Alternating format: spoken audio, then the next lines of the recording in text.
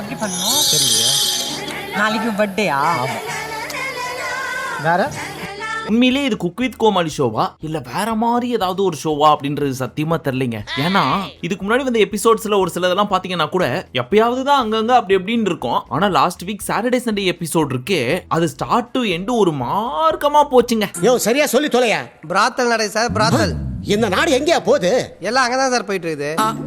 ஒரு சின்ன எக்ஸாம்பிளுக்கு நம்ம புகழ் இருக்காரு, அவருக்கும் கல்யாணம் ஆயிடுச்சு, இந்த ஷபானான்ற பொண்ணுக்கும் கல்யாணம் ஆயிடுச்சு. ஆனா ஃபன்னுன்ற பேர்ல இந்த வீக்கெண்ட் எபிசோட்ல இவங்க ரெண்டு பேரும் பண்ண ஐஷாட்டியங்கள்லாம் இருக்கே அதெல்லாம் பாக்குறப்போ உண்மையிலே நம்ம ஷபானாவோட புருஷனுக்கு கோயில் கட்டி கும்பிடணும். சரி அதெல்லாம் டீட்டெயிலா சொன்னாதான் புரியும். அதனால வீடியோக்குள்ள போயிட்டு ஒன் பை ஒன்னா தெல்ல தெளிவா உங்களுக்கு புரியுற மாதிரி சொல்றேன். சொல்லுங்க ஜி. ஏங்க ரோட்லடா உங்க வாயை தூக்கி என் காதுல வைங்களேன், காதுல வைங்க. ஆரம்பத்திலே நம்ம புகழ் இருக்காருல்ல, அதாவது இந்த சீசன் கிடையாது, அவர் வந்த சீசன்ல இருந்து இந்த சீசன் வரைக்கும் ஜாலியா பொண்ணுங்களோட ரொமான்ஸ் பண்றது, செல்லம் தங்கம் அப்படியே கொஞ்சம் மாதிரி டச்சிங் பண்றது, இதுல வல்லவர் பாயும் புலி அப்படின்றது சீசன் 1ல இருந்து பார்த்தவங்களுக்கு நல்லாவே தெரியும். ஆரம்பத்துல அது கேஷுவலாவே எடுத்துக்கிட்டோம். ஒரு சீசன் 4-5 எல்லாம் தாண்டி போறப்போ இல்லையே சரியில்லையே இந்த பைபிள்ல இந்த ஷோல இந்த பொண்ணுங்களை தொடர்றது, ரொமான்ஸ் பண்றது, அப்படியே டச்சிங் இதெல்லாம் டெம்ப்ளேட்டாவே வச்சுக்கிச்சோ அப்படின்னு மக்களுக்கு தோணி லாஸ்ட் 3 சீசனாவே அவரை பிடிச்சி கழுவி ஊத்திட்டு இருக்காங்க. பொண்ணுங்கள்ட்ட ரொம்ப க்ளோஸா பழகுறாரு தலைவர் அப்படின்னு சொல்லி. சின்ன வயசுல இருந்து என்ன பொம்பளை பொறுக்கின்னு சொல்லியே என் வாழ்க்கையை நாசம் பண்ணிட்டீங்களாடா. எல்லாம் வயசுல எல்லாரும் கிண்டல் பண்ற மாதிரி நானும் பண்ணேன். நான் என்ன கேக்குறேன், அதுல உங்களுக்கு என்னங்க பிரச்சனை? அந்த பொண்ணுக்கே பிரச்சனை இல்லன்றப்போ பல்லு இருக்கிறவன் பக்கோடா திங்கறான் அப்படின்னு தான் கேட்டுட்டு இருந்த நானும் போன சீசன் வரைக்கும். ஆனா நம்ம தலைவர் இந்த சீசன்ல பண்றதெல்லாம் பாக்குறப்போ, எஸ்பெஷலி நேத்தி எபிசோட்ல பண்றதெல்லாம் பாக்குறப்போ அவங்க கேக்குறதுல தப்பே கிடையாது அப்படின்ற மாதிரி தான் இருந்துச்சு. இன்னும் உங்களுக்கு புரியுற மாதிரி சொல்லணும்னா சாட்டர்டே எபிசோட்ல என்ன நடக்கும், குக்கெல்லாம் கோமாளி யார் வேணும்னு சூஸ் பண்ணுவாங்க. அந்த மாதிரி சூஸ் பண்றப்போ இந்த சித்து அண்ட் ஸ்ரேயாக்கு யார் வேணும்னு கேட்டாங்க. அதுக்கு அவங்களும் புகழ் தான் வேணும், எங்களோட ஃபேவரட் அப்படின்னு சொன்னாங்க. சரி இன்னைக்கு பாரு வேணும் புகழ் எங்களோட ஃபேவரட். ஐயோ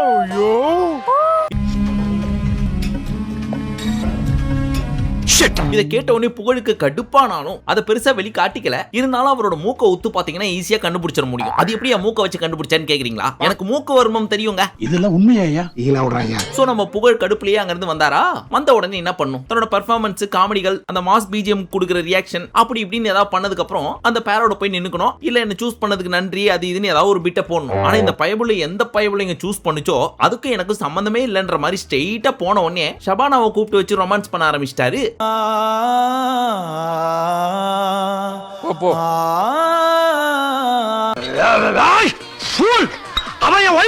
இப்ப நம்ம புகழ் எப்படியெல்லாம் டச்சிங் கேம் ஆடுறாரு அப்படின்றத வரிசையா பார்க்க போறோம். அதாவது சண்டே எபிசோட்ல ஹிண்ட்ரன்ஸ் அப்படின்னு சொல்லிட்டு ஒன்னு கொடுப்பாங்க தெரியுமா, அந்த மாதிரி கொடுத்ததுதான் இந்த பொம்மை. இந்த பொம்மைக்குள்ள தலையை விட்டு குக்கு இன்ஸ்ட்ரக்ஷனா கொடுக்க கோமாளி சமைக்கணும். அந்த மாதிரி நம்ம ஷபானா தலையை உள்ள விட்டு நிக்கிறப்போ எப்படி பேக்கரியில இருக்க கேக்ல ஈ சுத்திக்கிட்டே இருக்குமோ அந்த மாதிரி ஈயா பறந்து வந்து ஷபானாவையும் சுத்தி வந்தாரு நம்ம புகழ். அப்படியே வர்றப்போ அப்பப்போ ஒரு டச்சிங். அந்த குழந்தை போடுவானே அந்த இதெல்லாம் கோல்ட் எல்லாம் போடுவாங்க. எல்லாமே நீயே கோல்ட் தான எடுத்தோம். இவன் செல்ல குட்டிடா, இவனை இங்கெல்லாம் வெட்டக்கூடாது, தூக்கின்னு போய் அவன் முன்னாடி வச்சுதான் இவனை செய்யணும். அப்படியே ஒரு சில பிட்டுகளையும் போட அதுக்கு நம்ம ஷபானாவும் ஒரு சில ரியாக்ஷன்லாம் கொடுப்பாங்க. அதுலயும் இப்ப இவங்க கொடுக்க போற ரியாக்ஷன் இருக்கே அதை கொஞ்சம் ஜூம்ல பாருங்க. ஜூம்ல வா ஃப்ரண்ட்ல வா. என்ன பண்ண போறாரோ? ஏடி குழந்தை மாதிரியா இருக்கு.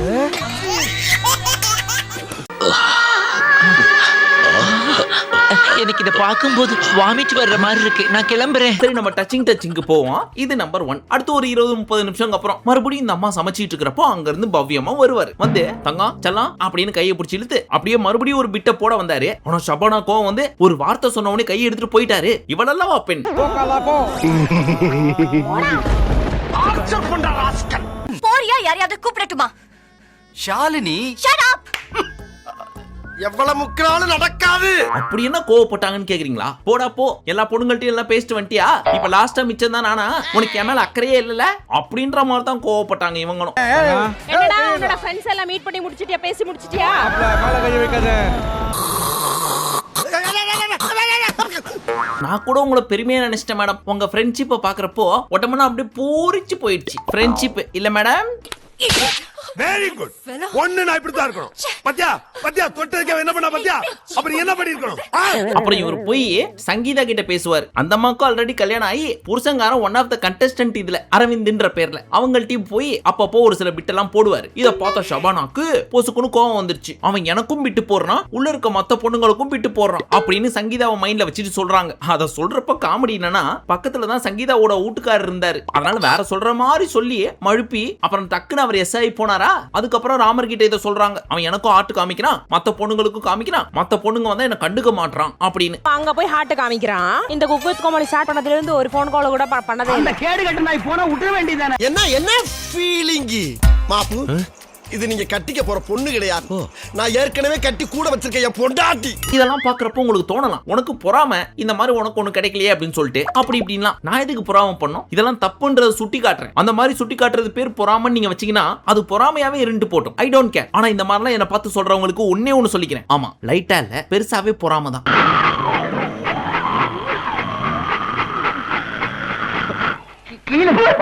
சரி, டாபிக் டைவர்ட் ஆகி போயிட்டு இருக்கு. மெயின் மேட்டருக்கு வரும். Touching number 4. இப்ப மும்மரமா நம்ம ஷபானா போய் சமைச்சிட்டு இருப்பாங்களா, அப்போ நம்மால அங்க இருந்து வந்து அவங்கள கன்வின்ஸ் பண்றேன் அப்படின்ற பேர்ல ஜும் ஜும் சக் சக் சக் அப்படின்னு பிஜிஎம் போடுற அளவுக்கு என்னென்ன பண்றாருன்னு நீங்களே பாருங்க.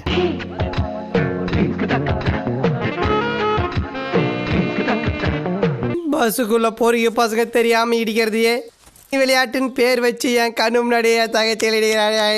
அப்புறம் ஒரு டாஸ்க் நடந்துச்சுங்க, அது என்னன்னு பார்த்தவங்களுக்கு தெரிஞ்சிருக்கும். பட் அதை பத்தி வளவலன்னு பேச வேணாம், பார்க்காதவங்களுக்கு புரியுற மாதிரி சிம்பிளா சொல்றேன். இந்த ஷபானா தாமு கிட்ட ஒன்னு சொல்லிட்டு இருந்தாங்க, இது சீசன் 6 vs 7க்கான காம்படிஷன் தானே இந்த எபிசோடு. அதனால லாஸ்ட் சீசன் வின்னரான ராஜு தான் இந்த எபிசோடுக்கு சீசன் 6ல இருந்து வந்திருக்க கண்டஸ்டன்ட்டுக்கு லீடு. சோ அவங்கள்ட்ட எல்லாம் ராஜு என்ன சொன்னாரா, நம்மளாம் ஜெயிக்கணும், நம்ம தாமு அப்பா கீழே மாதம்பட்டி ரங்கராஜ் கீழே இருக்கும், நம்ம தோத்தா அவங்களே தோத்த மாதிரி, அவங்கள தோக்க விடக்கூடாது அப்படின்னு ராஜு சொன்னதா ஷபானா சொன்னாங்க. இதுக்கு ஒரு பேக்ரவுண்ட்ல பிஜிஎம் போட்டாங்க. அம்மா தோத்துட்டோம்னா அவங்க ரெண்டு பேர் தோத்த மாதிரி இந்த எபிசோடு. அதனால ஐயோ ஐயோ ஐயோ ஐயோ இப்படி ஒரு புள்ளியாடா நீ. இப்போ இதுல பாத்தீங்கன்னா ராஜு சொன்னதுக்காக எல்லா கோமாளியும் ராஜுவை தான் போய் கட்டி பிடிக்க போவாங்க. ஆனா நம்ம புகழ் எங்க போறாருன்னு கொஞ்சம் பாருங்க. வீட்டுல மீச வச்ச ஆம்பளைங்க 27 பேர் இருக்கும். ஆனா இது வரைக்கும் நீ ஆம்பளை கூட விளையாடியோ பேசியோ நான் பார்த்ததே இல்ல. எப்ப பார்த்தாலும் பொம்பளை கூட விளையாட, பொம்பளை கூட பேசுற. செட்ட புடிச்ச பைய பிள்ளைங்க இது. சரி, இது ரொம்ப லென்த்தா போயிட்டு இருக்கு டச்சிங் நம்பர் 4, 5, 6ன்ட்டு. அதனால அடுத்த டாபிக் போயிருவோமா. அடுத்து ஒரு கப்புள் இருந்தாங்க. அவங்க நீங்க எல்லாம் என்னடா டச்சிங் நாங்க பண்றோம் பார் அப்படின்னு ஒரு பாயிண்ட்ல குடும்பமா உட்கார்ந்து பார்த்துட்டு இருக்கிற ஷோல வெளியே போய் படி அப்படின்னு குழந்தைங்களையும் பசிக்குது போய் சோறு போடுமா அப்படின்னு அம்மா அப்பாவையும் அனுப்புற லெவலுக்கு ஒரு கில்மா சீன் நடந்துச்சு. அது என்னன்னு கொஞ்சம் பார்த்துட்டு வாங்க. பிளேட்டிங் பண்ணனும். எப்படி பண்ணனும் தெரியலையா? நாளைக்கு பர்த்டேயா? ஏய், இங்க ஒரு 50 பைசா விழுந்துருச்சே, தேடுங்க. தேடு. பிளேட்டிங் பண்ணனும். எப்படி பண்ணனும் தெரியலையா? ஐயோ அங்க பாரு, காசு போட மறந்துட்டேன். ஒரு பாயிண்ட்ல டேய் அவங்க தான் இதெல்லாம் பண்றாங்க, நீங்களாவது எடிட்ல பண்ணி தூக்க வேண்டியதானடா, இது ஒரு ஃபேமிலி பாக்குற ஷோ, அதுல போய் இந்த லெவலுக்கு போயிட்டு இருக்காங்களே, ஒரு ஸ்பீட் பிரேக்கரையாவது போட்டு விட வேண்டியதானே அப்படின்னு கேட்கலாம் தான் தோணுச்சு. ஆனா சேச்சா அப்படிலாம் ஒண்ணும் கிடையாது, அவங்க ரெண்டு பேரும் பெஸ்ட் ஃப்ரெண்ட்ஸ், அந்த மாதிரி தான் இருந்துச்சு எங்களோட ஹக்கியும் அப்படின்னு யாராவது சொன்னீங்கன்னா அங்க இருக்கிற நம்ம அரவிந்துக்கே டவுட் ஆயிடுச்சு. டேய் என்னடா பண்றீங்க பட்ட பகல்ல கேமராக்கு நடுவுல அப்படின்ற அளவுக்கு. என்ன பண்ணீங்க ரெண்டு பேரும்? ஒரு பிளானிங்கா போகுது. என்ன பண்றாங்க? என்னடா எப்ப ஏதாவது பார்த்த? இல்லையே. நீ பார்த்தாலும் பார்க்கல என்னடா சொல்லுவ? பட் எனிவே நம்மால் கொஞ்சம் ஜோவியல் டைப், பாக்குறதுக்கு வேற அமுல் பேபி மாதிரி இருக்காரா, அப்ப அவங்களுக்கும் ஒரு கிரஷ் இருக்கதானே செய்யும். அதனால சுனிதா கட்டி பிடிச்சிருப்பாங்க தவிர்த்து தப்பாலாம் ஒண்ணும் இருக்காதுங்க. தப்பாக்கு இப்ப ஏதாவது நினைச்சிட்டீங்களா என்ன? அட சாமி, உங்க அப்பா கை குழந்தைக்கு வந்துட்டியாடா. ஆனா இந்த உமர் பயபுல மேல எனக்கு செம்ம காண்டுங்க. ஏன்னு கேக்குறீங்களா? சரி, சுனிதாவை போன சீசன்ல இருந்து ரொமான்ஸ் பண்ணிட்டு இருக்கிற அப்பப்போ புகழ் மாதிரி ஒரு சில பிட்டுகளை போட்டுக்கிட்டு டச்சிங் போறதெல்லாம் ஓகே. ஆனா ஒரு பாயிண்ட்ல பயபுல என்ன பண்ணுச்சு தெரியுமா? என்னுடைய முன்னாள் கனவு கண்ணி ரோஜா மேடம் அவங்களுக்கே முத்தம் கொடுத்துருச்சு. பரவாயில்லையா மேடம், நீங்க சூப்பரா சொன்னீங்க. ஐயா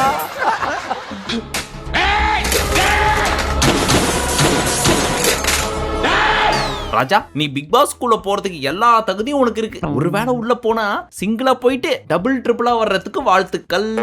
நல்லா பழகுங்க, பிடிச்சா கட்டிக்கங்க, இல்லைன்னா ஃப்ரெண்ட்ஸாவே இருப்போம். பட் என்னதான் சுனிதா உமர் காதல் ஜோடிகள் மாதிரி இப்ப ரெண்டு பேரும் கலந்து கட்டி செல்லக்குட்டி புஜ்ஜுக்குட்டி அப்படின்னு கொஞ்சிக்கிட்டாலும் அப்படியே சர்றன்னு கொஞ்சம் ரீவைண்ட் பண்ணி பாத்தீங்கன்னு வச்சுங்க, வடிவேல் கோவை செல்லா மாதிரி மண்டையை பிச்சிட்டு அடிச்சுக்கிட்டாங்க ஆரம்பத்துல. இது வாஷ் பண்ணலாம்ல? இதா கர்மம் புடிச்சவன போய் துறடா. ஏய் யாரா? சரி பண்ணு. ஏய் ஏன்டா இவனுக்கு கூப்பிட்டுறோம்? அடிச்சுக்க நல்லா அடிச்சுக்க. இந்த இடத்துலயே அம்மனி பயங்கரமா கடுப்பாயிட்டாங்க. ஏன்னா இந்த உமர் பயபலை என்ன பண்ணுது, துருன்னு சீக்கிரம் முடிக்கணும் அப்படின்றதுக்காக அந்த சுனிதா பயபலைய போட்டு டார்ச்சர் பண்ணி எடுக்க அந்த பீஸும் கடுப்பாச்சு. பட் பெருசா வெளி காமிச்சிக்கல, அதையும் மூக்கவர்மம் வச்சு கண்டுபிடிச்சாச்சு. ஆனா ஒரு பாயிண்ட்ல என்ன ஆயிடுச்சுன்னா, இந்த உமர் கடுப்பாயி சுனிதாவை பிடிச்சி கண்ணா பின்னான்னு கத்த ஆரம்பிச்சிட்டாரு. யோ இந்த மாதிரி யார்கிட்ட பேசாத, நான் சீரியஸா காண்டாயிடுவேன். இல்லைன்னா வேணா பண்ணாத. இங்க பாரு, அந்த ஆளு போய் நான் அடிச்சேன்னா போயிட்டு வந்து திரும்ப என்ன கொஞ்சுவான். அதுக்கு நான் இங்க இருக்கணும். சோ ரொம்ப பிடிச்சி கத்தி விட்டோம் அப்படின்றதுனால அப்படி இப்படின்னு மேட்ச் பண்றதுக்காக தான் அந்த டச்சிங் சின்ன ஜெசிங்க அப்படிதான் இருப்பான், கண்டுக்காத. சரி, இந்த டச்சிங் கட்டி பிடிச்சிங் அதெல்லாம் ஒரு பக்கம் இருக்கட்டும். இன்னொரு பக்கம் கெட்ட கெட்ட வார்த்தையில காதெல்லாம் கருகிற அளவுக்கு டபுள் மீனிங்ல பேசி தள்ளுறாங்க. அதுல ஃபர்ஸ்ட் நம்ம அன்சாரி கூட்டிட்டு வர முடியுமா? உங்களுக்காக தங்கதுரை மண்டையில என்ன மண்டையில இறங்கிட்டு வரேன். ஏங்க கெட்ட வார்த்தை வந்துச்சா? ஆமா, பசங்களோட பேசி பேசி பழகி வந்துரும்ல, வரக்கூடாது. இது உங்களுக்கே புரிஞ்சிருக்கும்னு நினைக்கிறேன். அந்த பைபிளுக்கு தப்பி தவறி வாயில வந்துருச்சா இல்ல அதை மீன் பண்ணி சொல்லிச்சா அப்படின்லாம் தெரியல. இருந்தாலும் நம்ம ஷபானா அங்க இருந்து புரிஞ்சுக்கிட்டாங்க பாருங்க என்ன சொல்ல வந்தாருன்ட்டு. உண்மையிலேயே அதை பாராட்டி பட்டம் கொடுக்கணும்பா. Your presence of mind in the intelligence. I appreciate that. அடுத்து இந்த மாதம்பட்டி ரங்கராஜ், பாவம்ப்பா அந்த மனுஷன், அவருக்கு தான் ஒண்ணு அப்படி இப்படி இருக்குன்றதுதான் தெரியுது. இருந்தாலும் அந்த மனுஷன் எதுவும் கேட்க மாட்டாரு அப்படின்றதுனால ஒவ்வொரு வாரமும் இந்த ஆளை புடிச்சு அந்தந்த மேட்டர்லாம் வச்சு இழுத்து என்னதான் கலாச்சாரம் சிரிச்சே அதுக்கு ரிப்ளை பண்றாரு பாருங்க. அவருக்கு உண்மையிலேயே என்ன சொல்றதுன்னே தெரியல. நல்லா இருப்படா போடா, உன்னெல்லாம் ஒண்ணும் பண்ண முடியாது. அப்பேற்பட்ட மனுஷனை இந்த புகழ் பயப்புல என்ன கெட்ட வார்த்தை சொல்லி திட்ட வந்துச்சு தெரியுமா? அதை நீங்களே கொஞ்சம் பாருங்க. புரியலையா? ரூல் அவன் இதையா உட்கார் போயாம்.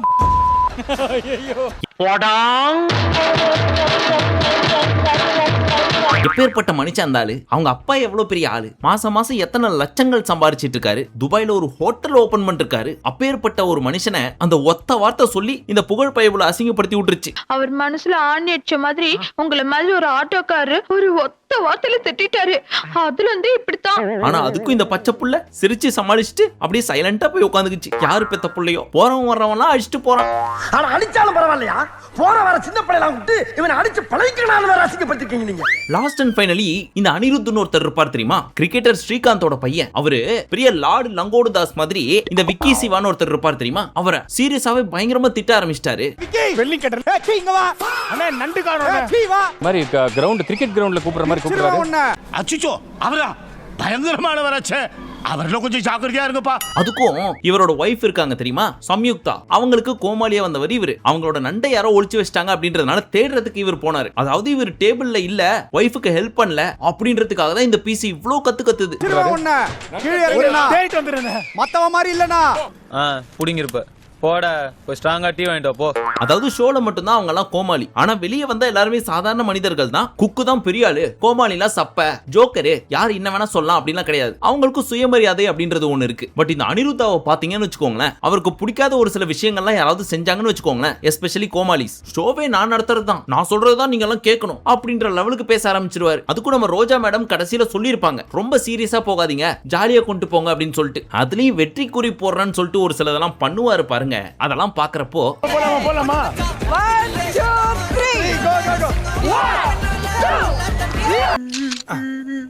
எப்படி இருக்கு?